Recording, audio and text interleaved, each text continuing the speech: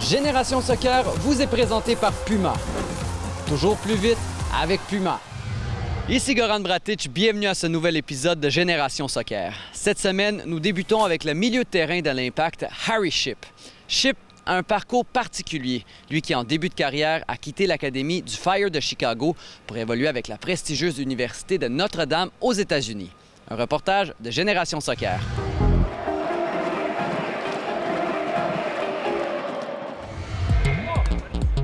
Le milieu de terrain Harry Shipp est ce qu'on appelle un joueur atypique. Sa petite taille, son parcours et sa personnalité sont bien différents des joueurs que nous rencontrons généralement. Le numéro 14 est en fait un bon mélange du genre athlétique et de l'intellectuel un peu nerd sur les bords. Harry Shipp a bien voulu nous rencontrer afin de nous parler un petit peu plus de lui. Yeah, you know, I grew up living in Chicago, obviously, and played. And before I went off to college, I played for the Chicago Fire, which was a great experience just to kind of see the professionals on a daily basis. And then was at college, did well, and came back and they wanted to sign me. And it was great to be able to play, you know, my hometown for 2 years. Nous avons demandé à Harry Shipp pourquoi est-ce qu'il a quitté l'Académie du Fire en 2010. It's pretty typical in the U.S. to you know, to play during your high school years, play for the academy, and then you know Notre Dame has a great soccer program. Feel you know a lot of guys that play in the MLS currently. So I think you know for me it was a great opportunity to both get an education. You know I graduated from there in 3.5 years, and then also you know play high level soccer and prepare myself for a professional career. Nous avons aussi demandé au numéro 14 s'il croyait tout de même pouvoir jouer en MLS après avoir quitté l'Académie du Fire. That's obviously the goal when you leave. You know, for me it was, you know, I was always about getting a university education. That was kind of my first goal, and you know, I got a scholarship to play soccer at one of the best schools in the country. So for me, it was a win. And then, obviously, I did well there, and it kind of progressed as I was there. But you know, I never was really focused when I was younger on making a professional career. My whole goal was to play at a school like Notre Dame. Le milieu de terrain nous explique qu'après avoir quitté Chicago pour jouer en NCAA, sa famille lui a mis beaucoup de pression afin qu'il obtienne non seulement son diplôme de Notre-Dame, mais il devait en plus réussir en tant que joueur professionnel dans la MLS. Dans la famille Shipp, on a de l'ambition. The great thing about my parents is my mom, you know, she never let my grades, you know, suffer. I think, you know, I had to, during high school, I drove, 3 hours in the car every day to practice, but, I had to get A's or else I wasn't allowed to go to practice. So I think for me, I really liked school my whole life, and, I really enjoyed going to university. So I think for me, it's, I'm playing soccer as long as I can, and then when I'm done, get a real job. Chez nos voisins, la majorité des jeunes choisissent de jouer au football ou au basketball. Voici pourquoi Harry Shipp, lui, a choisi le soccer. When I was young, I played every sport, kind of like every American kid growing up, and I was good at a lot of them. But, for me, I never grew really like the other kids, so I was always smaller, so it kind of eliminated basketball and football. So I think for me, baseball was a little bit boring for me, so I think I was kind of left with soccer. The only one I never played was hockey. Never played hockey.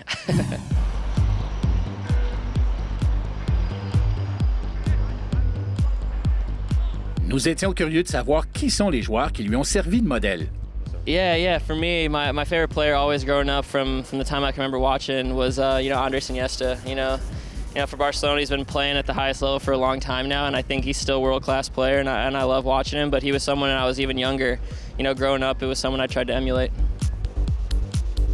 I can be a creative guy who creates chance. I think for me, it's kind of, my attitude is wherever the team needs me to play, I'm going to try to help the team win. And so when I'm team first, I don't really care about personal stats or anything. As long as I'm contributing to wins, I'm happy. Harry Shipp est d'abord un créateur de jeu. Nous lui avons demandé s'il n'avait pas envie de jouer de manière plus individualiste afin de se mettre en valeur. Yeah, I think, it's something I have to tell myself for sure. I think my natural instinct as a pass-first guy is to get other guys involved. We got, talented guys on this team, and I think I want to set them up in good positions. And, there's times I tell myself, I need to take a shot, I need to do, and it's something I'm still a young player, and I'm learning, and, hopefully I get to the point in my career where it's, equal balance in terms of, being selfish and unselfish, and it's something I'm always trying to get better at. I think, I can always get better at, like we talked about before, finishing for me. I think that's something, I was working on, and I work on after practice all the time. And it's when I get in those dangerous spots, when I face up the defense, it's how can I beat a guy and score a goal? And, for something, that's, for me, that's something I want to get better at, and something I think I can get better at in the next couple of years.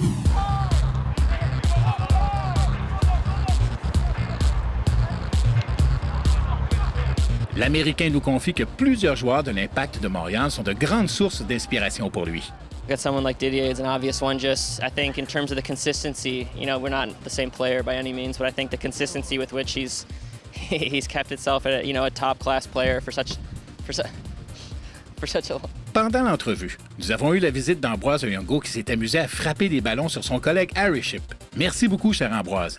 L'un de tes ballons est passé à 6 pouces de la lentille de la caméra. Et regardez comment il est fier en plus. You know, you got guys like, Patrice Bernier, just someone who is a professional, day in and day out. He takes care of his body. Pendant encore combien de temps Harry se voit-il avec l'Impact de Montréal? I try not to think, long term. For me, it's about finishing off this year as well as I can. And, obviously I want to help this team contribute in the future. And it's a business. And, I can't tell you I'm going to be here 10 years. But I think, as long as I'm here, I'm going to work hard every single day to try to make this team better. Et comment trouve-t-il la métropole? Yeah, I'd only come a couple times to play, but I never really left the hotel or the stadium. So it was definitely an adjustment just exploring the city. And I'm starting to finally feel comfortable, just with places to go and neighborhoods and, how to drive places. I don't need to use my GPS on my phone anymore. So I think that makes it a little bit easier when you don't feel like you're in such a foreign place. Well, Harry, thank you. It was a pleasure to have you on the show. Thanks for having me. On dit souvent que pour jouer à MLS, il faut d'abord être très physique. Harry Shipp vient prouver qu'il y a aussi de la place pour les petits joueurs intelligents qui ont été entièrement formés en Amérique du Nord. Après la pause, visite du tout nouveau et moderne stade de soccer de Montréal.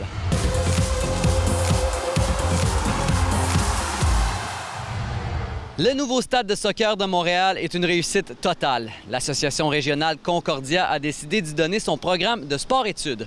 Une visite en compagnie de l'équipe de Génération Soccer.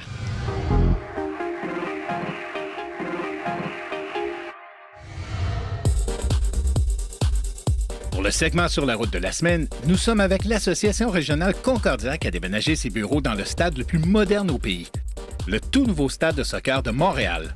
Dominique, si tu peux nous parler des nouvelles installations ici. Tout d'abord, elles sont extraordinaires. La première chose, c'est qu'on a d'abord de mon bureau qui est là-bas. On a une vue sur le terrain. Ça, c'est vraiment très original. Ensuite, quand on regarde les infrastructures, elles sont d'abord magnifiques. Un terrain extérieur, un terrain intérieur, des salles pour entraîneurs, des vestiaires magnifiques. La luminosité aussi. Ah oui, la luminosité, ça, même l'hiver, on a une belle lumière ici, c'est un bon éclairage pour nous. On a toujours l'impression d'être à l'extérieur. Pour s'entraîner avec le programme de sport-études de l'ARS Concordia, il y a bien sûr quelques prérequis. Je dirais que dans le français, la note du français, la note de l'anglais, mathématiques, il faut avoir une moyenne de 70 à son bulletin pour pouvoir avoir accès au sport-études. Si un élève est vraiment talentueux, mais il n'a pas les notes, qu'est-ce que vous faites dans ce cas-là? Il n'a pas une bonne note, qu'il est talentueux au soccer évidemment, mais on va peut-être donner une chance à l'enfant pour que justement il puisse rejoindre le programme et y rester avec ses notes et son talent de soccer, de joueur de soccer. L'ARS Concordia collabore avec les écoles de Montréal qui sont Édouard-Montpetit, Saint-Exupéry, le Collège de Montréal, le Collège Reine-Marie et l'école primaire Saint-Joseph. Ça fait bien du monde. L'entraîneur-chef Sylvain Rastello nous dit à quel point le nouveau stade de Montréal a un impact positif sur les élèves. Les installations, c'est fantastique. On a 2 terrains de grande qualité.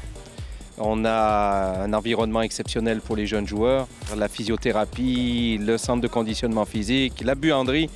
Ça a l'air de rien, mais c'est important. Les salles pour ranger l'équipement. On est vraiment choyés. C'est des conditions de travail, je dirais, professionnelles. L'Association régionale de Concordia évolue dans une région bien particulière où le talent ne manque pas. Sylvain Rastello nous explique le type de joueurs qu'on essaie de développer avec le programme de sport-études. Quel type de joueurs vous souhaitez développer ici? Alors, ici à Montréal, on a énormément de chance parce qu'on est le berceau de l'immigration. Les immigrants arrivent sur Montréal. Donc ça, c'est un gros avantage qu'il faut développer au maximum. La deuxième chance qu'on a, c'est que sur Montréal, on a un style de jeu et de joueurs très techniques. Donc c'est évident que nous, on va aller dans ce sens-là et développer des joueurs en priorité avec une base technique de qualité et supérieure. Alors notre philosophie de jeu est assez simple. On joue au sol et on repart de l'arrière. Donc on est exactement dans les créneaux de ce que la Fédération de soccer du Québec recherche. On y croit et on travaille dans le même sens que la Fédération pour repartir de derrière et jouer en priorité au sol quand on a le choix de jouer au sol. Une autre grande nouveauté pour l'ARS Concordia est qu'il y a maintenant un groupe de secondaire 1 chez les filles. Lynn Beauregard nous en parle. Lynn, c'est la première fois qu'il y a un groupe entièrement composé de filles de secondaire 1 cette année. Ah, une grande fierté. Ils ont mis un poste de directrice féminine, dont j'ai le grand privilège de gérer tout ce beau projet-là qu'on a mis en place. En plus de l'aspect compétitif, les filles et les garçons sont formés en tant qu'entraîneurs et arbitres. Dans notre programme, il n'y a pas juste côté joueuse compétitive. On a un volet qui appelle aussi arbitre. Alors, ils font leur cours d'arbitrage. Ils font leur cours d'entraîneur aussi, ici, dans le secondaire 5. L'ARS Concordia aide aussi les joueuses à continuer leur carrière dans les universités canadiennes et américaines. En plus, on peut les accompagner sur le côté américain, au niveau universitaire, pour leur trouver une équipe, une université pour qu'elles continuent à progresser avec des bourses académiques. Évidemment, nous ne pouvions faire ce reportage sans parler aux principaux concernés. Est-ce que tu l'aimes, le stade? Ouais, beaucoup. Et on a des beaux terrains, on a plusieurs. On a un bon staff technique et tout. Est-ce que tu te sens privilégié de faire partie du programme ici? Ouais, il faut être discipliné, il faut avoir plusieurs qualités pour être dans ce programme. Chad, si tu veux me raconter une journée type, comment ça se passe au quotidien? Le matin, on va à l'école. On a 3 cours le matin. Après, l'après-midi, on vient ici en bus de la ville. On vient ici et on mange, puis après, on va s'habiller. Soit on a la salle d'études, on fait nos devoirs, ou sinon, on s'entraîne sur le terrain. C'est plus beau, c'est pas de qualité, on a des beaux vestiaires, des beaux terrains. C'est beau, là. Est-ce que ça vous motive à être meilleur? Ouais, un peu, là. C'est sûr qu'il y a des belles installations de même. Ça aide, ouais. Puis les filles, vous êtes combien? C'est quoi l'énergie? On a environ une quinzaine, puis il y a une bonne énergie autant dans les vestiaires que sur le terrain. Il n'y a personne vraiment qui se dénigre ou n'importe quoi. Ça nous aide à nous développer, ça nous aide à nous progresser avec les coachs qu'on a et aussi toutes les possibilités d'avoir de la chance de se pratiquer dans ces terrains-là. Le sport nous amène la discipline et cette discipline, on la ramène à l'école. Ouais, moi, j'aimerais devenir gardien professionnel. Moi, j'aimerais, avec beaucoup de chance, aller m'entraîner avec de grandes équipes, par exemple à Montréal l'Impact ou bien en Europe, comme certains de mes coéquipiers l'ont fait. Voici maintenant quelles sont les démarches à suivre si l'on veut intégrer le programme de sport-études de l'ARS Concordia. Si un jeune souhaite s'inscrire à Concordia, qu'est-ce qu'il faut faire? Tout d'abord, il faut être accepté à 2 places. Donc, il faut être accepté à notre programme de Concordia. Il faut venir faire des évaluations qui sont affichées dans notre site Internet à chaque année. On évalue les aptitudes physiques, techniques, stratégiques du jeune. Il faut l'accepter. Une fois accepté, il faut faire la demande à l'école. Il faut que côté académique, ils soient acceptés pour savoir qu'ils sont capables de faire les 2 programmes à la fois, sportif et académique. L'Association régionale Concordia, qui évoluait auparavant au centre Claude Robillard, a attendu de très nombreuses années avant de pouvoir s'installer dans un centre entièrement dédié au soccer. Mais cette attente en valait vraiment la peine. Les talents des joueurs et des formateurs de la région de Montréal sont désormais réunis dans le site de formation le plus avancé de chez nous. Après la pause, on vous présente une jeune étoile montante du soccer canadien, Marika Gay.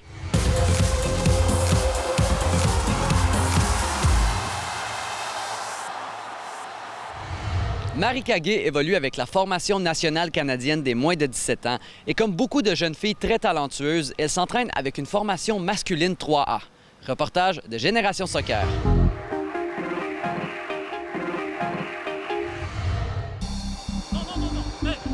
Pour le segment des talents du futur de la semaine, nous vous présentons à nouveau une joueuse de niveau national féminin U17 qui s'entraîne uniquement avec des garçons. Marika Gay possède un talent exceptionnel et nous risquons un jour de la retrouver sur notre équipe olympique canadienne. Marika, re-bienvenue à Génération Soccer. On t'a rencontré l'année passée alors que tu étais au Centre national de Laval. Aujourd'hui, tu t'entraînes exclusivement avec des garçons du AAA de moins de 16 ans. Qu'est-ce que ça apporte à ton jeu de faire ça? Vraiment, la rapidité d'exécution, la prise d'information. La pression vient vraiment vite quand tu joues avec des garçons. Donc, si tu prends pas l'information, il y a déjà quelqu'un dans ton dos. Puis aussi, je dirais physiquement, c'est vraiment bénéfique parce que après ça, quand je vais jouer contre des équipes contre les États-Unis qui jouent un style de jeu plus athlétique, c'est vraiment bénéfique de jouer avec des garçons puisque ça prépare énormément pour ce style de jeu-là. On remarque que c'est une tendance chez les joueuses de très haut niveau. On leur demande d'aller s'entraîner avec des garçons. Est-ce que tu penses que c'est une bonne idée généralement? Moi, j'ai vécu l'expérience, puis cette année, je vais pratiquer avec les garçons CNHP, puis je recommande ça énormément parce que j'ai fait beaucoup plus de progrès en pratiquant avec des garçons. Ça m'améliore énormément au niveau de mes prises de décision. J'ai besoin de prendre moins de touches de balle. Puis après ça, quand je joue avec des filles, ça l'aide vraiment. Là. Et par curiosité, sois sincère, comment est-ce qu'ils t'ont accueilli, les garçons? Ils m'ont bien accueilli, puis moi, je pense que le fait de jouer avec une fille qui est rendue à un certain niveau, ça les pousse aussi à performer. Fait que dans le fond, c'est bénéfique pour eux aussi, mais c'est bénéfique pour moi, puis ils étaient vraiment contents de m'avoir avec eux. Marika s'entraîne avec les garçons U16 AAA de la région de Châteauguay. Le jour, c'est au Centre national à Laval qu'elle se perfectionne. Parle-nous un peu de l'importance qu'a eu le CNHP dans la progression dans ta jeune carrière. Le CNHP a été très important pour moi dans ma carrière parce que c'est vraiment, je dirais, à l'étape que je suis rentrée au CNHP que j'ai commencé à faire le plus de progrès, puisque là, je compétitionnais avec des joueuses de mon calibre. Donc, ça me forçait à pousser mes limites à tous les jours. Ça m'a éventuellement permis de me rendre à l'équipe nationale, puisque les dépisteurs venaient regarder aussi nos performances au Centre national. Donc, tu es maintenant rendu dans l'équipe nationale U17 canadienne. Mais ce que j'ai entendu, c'est que ton rêve de jeunesse, c'est de participer un jour aux Jeux olympiques avec l'équipe olympique canadienne. Parle-nous un peu de comment ça a commencé, ce rêve-là. Bien, dans le fond, j'ai commencé jeune, juste pour le fun, m'amuser, puis j'ai vite découvert une vraie passion. Puis je me suis dit, peut-être vers l'âge de 12 ans, je me suis dit, ouais, ça me tente de faire ça plus tard. Ça me tente d'accomplir mon rêve qui est de faire partie des Jeux olympiques. Puis j'ai commencé avec les U17. Là, mon objectif, c'est de me rendre avec les U20, puis éventuellement avec les seniors pour participer aux Jeux olympiques. À quel point est-ce que tu penses que tu dois faire des sacrifices pour te rendre avec cette fameuse équipe nationale canadienne olympique? Honnêtement, je crois pas personnellement que ça soit des sacrifices pour moi, puisque c'est tellement ce que j'aime que je le fais pour ma passion, je le fais par désir. Donc, je crois pas que ça soit des sacrifices pour moi. C'est sûr que des fois, tu dois t'en aller loin de la famille. Tu dois aussi rattraper à l'école. C'est difficile de jongler avec le soccer et les études en même temps. Mais pour moi, c'est vraiment pas des sacrifices. C'est vraiment ce que je veux faire. Le directeur technique de la région, Moustapha Sahir, nous en dit un peu plus au sujet de sa joueuse étoile. C'est une fille très technique, hein, comme on l'a vu. C'est une fille qui pourrait reprendre des balles aériennes, qui peut reprendre des demi-volées facilement, qui peut frapper de la tête aussi. Donc, comme j'ai dit, c'est une fille complète dans son jeu. Vous la voyez où dans 3 ans? Avec l'équipe de Canada. Et on va insister sur ça, on va vraiment l'aider pour qu'elle soit là-bas, parce que la fédération fait de son mieux aussi. Mais j'aurais aimé la voir pro dans une équipe professionnelle ou peut-être une équipe universitaire aux États-Unis. Marika a du talent, ça, c'est clair. Mais voyons maintenant les difficultés qu'elle devra surmonter pour atteindre ses objectifs. Tes entraîneurs, en général, te vantent beaucoup. Par contre, si on essaie de trouver une petite critique, ils vont me parler peut-être de ton mental. Lorsqu'on arrive dans les grandes occasions, peut-être qu'il y a un peu de nervosité qui se présente. Qu'est-ce que tu en penses? C'est tout à fait vrai. Je crois que je suis quelqu'un qui se met quand même beaucoup de pression. Puis je veux toujours être à mon meilleur, je veux toujours performer. Mais des fois, je pense que je dois plus me faire confiance, puis avoir confiance dans le fond en mes capacités. Je pense que c'est quelque chose que je dois encore continuer à développer. Tu fais partie de l'équipe U17 canadienne et vous vous envolez bientôt en Jordanie pour la Coupe du Monde. Ça fait quoi de savoir que tu vas vivre une Coupe du Monde? C'est tellement de fierté, je suis tellement excitée d'y aller.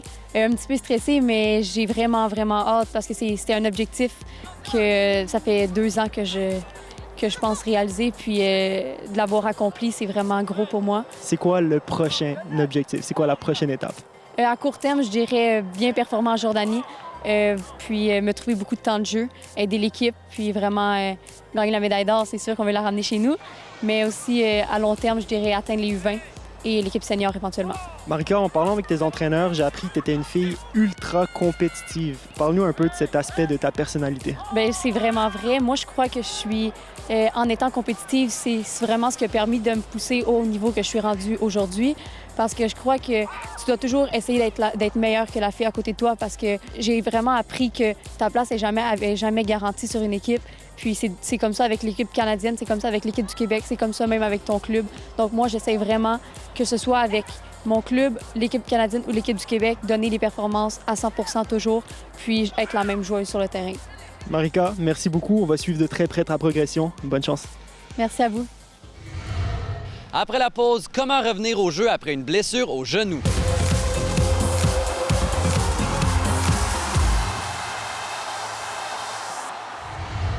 Pour le segment Santé Soccer de cette semaine, on vous explique comment revenir au jeu après une blessure au genou.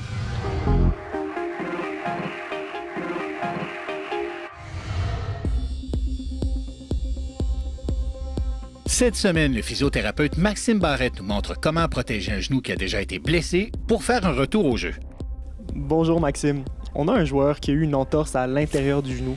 Son médecin lui a donné le hockey pour revenir au jeu. Comment est-ce qu'il s'y prend pour sécuriser la zone? Ce que je te propose, Karim, c'est de faire un taping sur son ligament. De cette façon-là, il va pouvoir retourner jouer. Si jamais les mouvements se font encore de la même façon, on risque de prévenir une blessure encore. Et comment est-ce qu'on fait ce taping-là? Ce taping-là est quand même assez simple, mais il doit être bien fait pour que si jamais il y a des mouvements angulaires, des changements de direction ou encore un tacle, que le ligament puisse résister en fait. Parfait, montre-nous ça Maxime. C'est bon. Alors Karim, tout d'abord, tu vas monter le pantalon. Ensuite de ça, je vais te demander de t'installer sur la pointe des pieds. Premier ancrage, on installe une bande autour de la cuisse. Deuxième ancrage, une deuxième bande autour de la cuisse pour que ça soit bien solide. On va descendre au niveau du tibia. On va demander une contraction du mollet. De cette façon-là, même chose que pour la cuisse, tu ne seras pas trop serré pendant le match. On installe première bande d'ancrage au niveau du mollet, deuxième bande d'ancrage pour que ça soit bien solide. Et puis par la suite, tu peux relaxer un petit peu.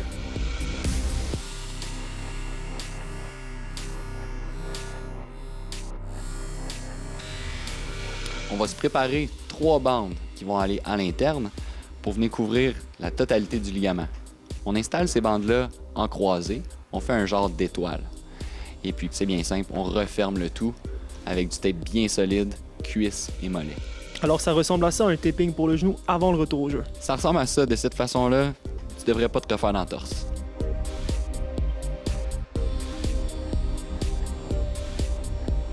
Maxime, tu es aussi thérapeute pour les Griffons d'Outremont en semi-pro. Je te souhaite une très bonne fin de saison. Merci beaucoup. Merci à vous. J'espère que cet épisode de Génération Soccer vous a plu. C'était Goran Bratic qui vous dit à la prochaine. Génération Soccer vous a été présenté par Puma. Toujours plus vite avec Puma. Génération Soccer utilise exclusivement de l'équipement audio professionnel AKG.